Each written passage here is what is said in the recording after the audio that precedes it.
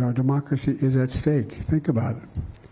Think about what happens if Donald Trump were to win this election. I know this sounds bizarre. It sounds like if I said this 5 years ago, you'd lock me up.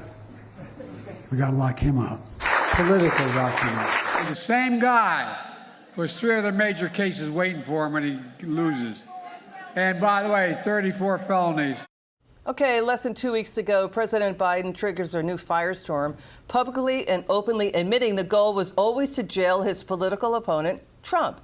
He called for Trump to be locked up, then tried to correct it. Let's welcome to the show from House Armed Services, Florida Congressman Cory Mills. Congressman, what was your reaction when you heard that? We should point out Trump campaign National Press Secretary Caroline Leavitt said in a statement that they are the real threat to democracy, that Joe Biden just admitted the truth. That's been the plan to persecute Trump. What do you think? Well, I think that the American people, Liz, have always known that the Department of Justice has been continuing to collude alongside the executive branch and the Biden-Harris administration to jail their political opponents.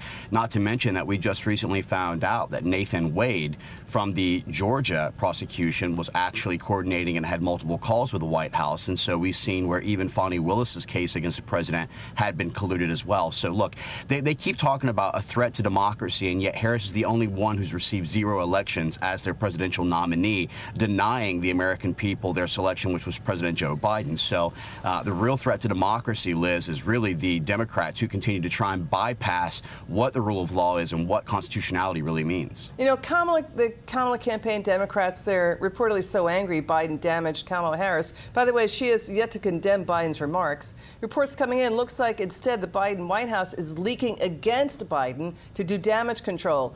Alex Thompson at Axios says a former Biden official texted him saying, quote, "We got to lock up Joe Biden." A current Biden White House aide says, quote, "No one is listening to Joe Biden anymore. His words have little power and reach." So what is this, Congressman? Brush off this threat to democracy by saying Biden is incompetent?